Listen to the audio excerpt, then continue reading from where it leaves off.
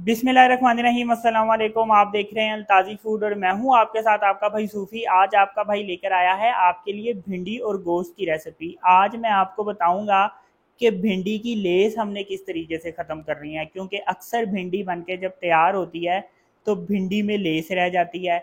और क्या होता है कि अगर हम भिंडी को खिली खिली बनाना चाहें तो भिंडी कच्ची हो जाती है। तो आज मैं आपको बताऊंगा कि इसकी हमने लेस किस तरीके से ख़त्म करनी है। भिंडी का जो असली कलर है, जो भिंडी का ग्रीन कलर है, पकने के बाद तक वो किस तरह से रहे कि वो कच्ची भी ना रहे, वो पक्की भी हो लेकिन वो खिली खिली हो। तो वीडियो शुरू करने से पहले आपसे रिक्वेस्ट है कि अगर आप मेरे चैनल पर नए हैं तो मेरे चैनल को सब्सक्राइब कर लें, क्योंकि आपका भाई लाता है आपके लिए रोज़ाना बड़ी ही मज़ेदार किस्म की रेसिपी। तो चलें फिर शुरू करते हैं।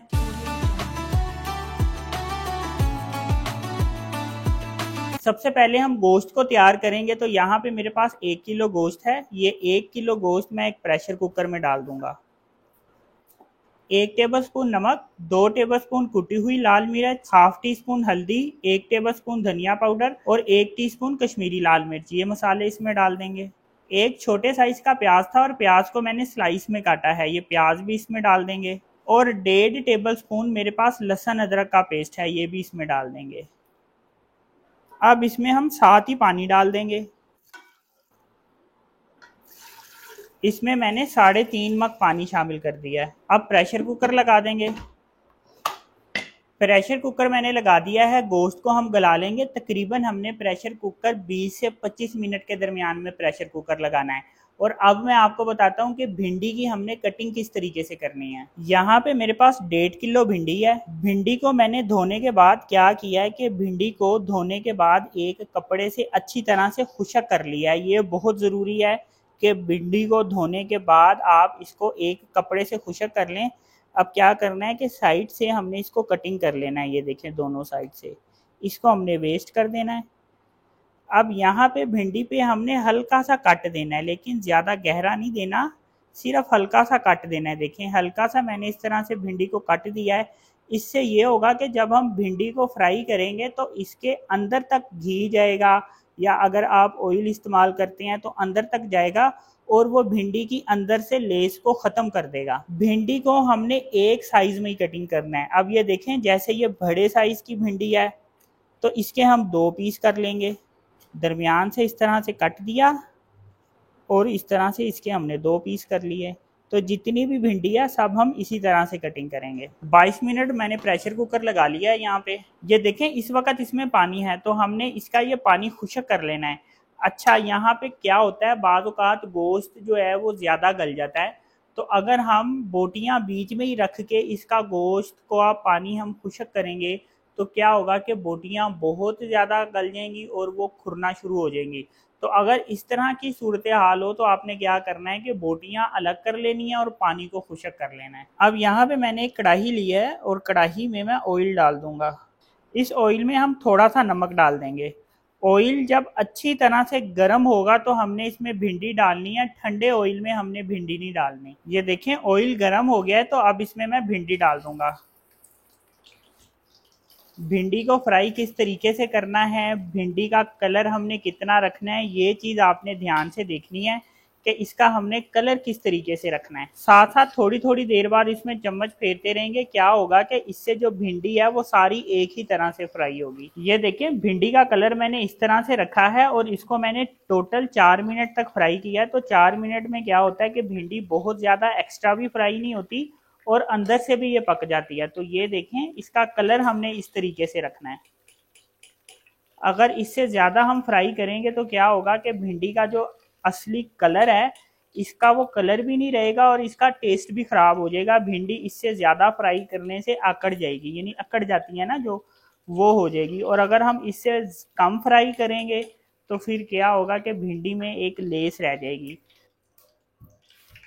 अब बाकी की भी भिंडी हम इसी तरह से फ्राई करेंगे। ये देखें, बाकी की भिंडी भी मैंने इसी तरह से फ्राई की है। अब यहाँ पे मेरे पास 3 प्याज थे और प्याज को मैंने स्लाइस में काट लिया है। ये प्याज मैं इसी ऑयल में डाल दूंगा। अब प्याज को भी हमने ऑयल में ब्राउन कर लेना है, लेकिन बहुत ज्यादा डार्क ब्राउन नहीं करना, हमने इसको लाइट ब्राउन करना है। ये देखें प्याज का मैंने इस तरह से कलर रखा है। अब इसको ऑयल में से अलग कर लेंगे।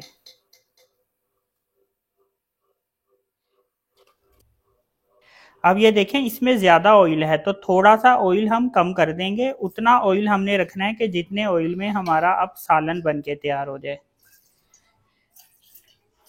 ये देखें इसमें मैंने तकरीबन 2 चम्मच के करीब ऑयल रहने दिया है। अब यहाँ पे मैंने 3 टमाटरों का पेस्ट लिया है। क्या किया कि टमाटरों को सिंपल मैंने ग्राइंडर में डाल के ग्राइंड कर लिया है। अब ये 3 टमाटरों का पेस्ट इस ऑयल में हम डाल देंगे।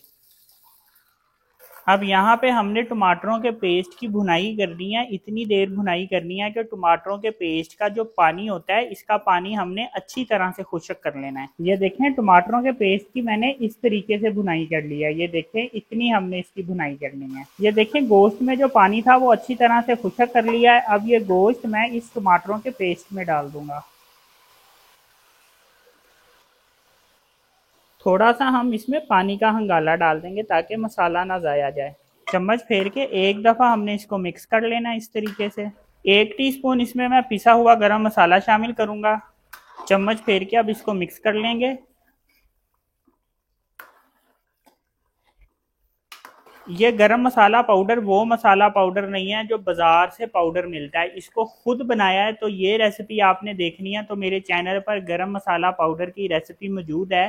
आपने जो अपना गरम मसाला पाउडर है बिल्कुल उसी तरीके से बनाना है। अब यहाँ पे हमने गोश्त की अच्छे तरीके से भुनाई करनी है। तकरीबन हम इसकी 2 से 3 मिनट तक भुनाई करेंगे।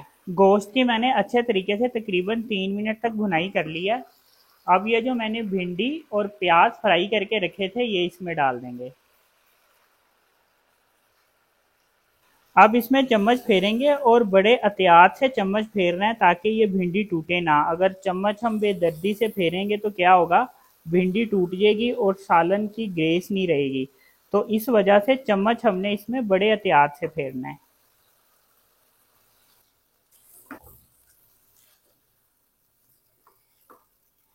ये देखें इस तरह से चम्मच फेर लिया है। अब इसके ऊपर हम ढक्कन रख देंगे। अब इसको हल्की आंच पे हमने 5 मिनट तक दम देना है, लेकिन इसकी जो आंच है वो बिल्कुल हल्की हो, इतनी हल्की हो कि ऐसे जैसे नीचे दिया बल रहा है, इतनी कम आंच हमने इसकी रखनी है।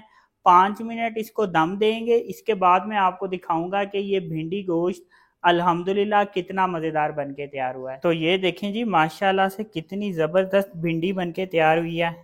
तो ये देखें जी माशाल्लाह अल्हम्दुलिल्लाह कितनी ज़बरदस्त भिंडी बनके तैयार हुई है। ये देखें भिंडी की रंगत चेक करें, इसकी खूबसूरती चेक करें। अल्हम्दुलिल्लाह ये देखने में जितनी मज़ेदार है खाने में उससे भी ज़्यादा मज़ेदार है। ये देखें जी माशाल्लाह।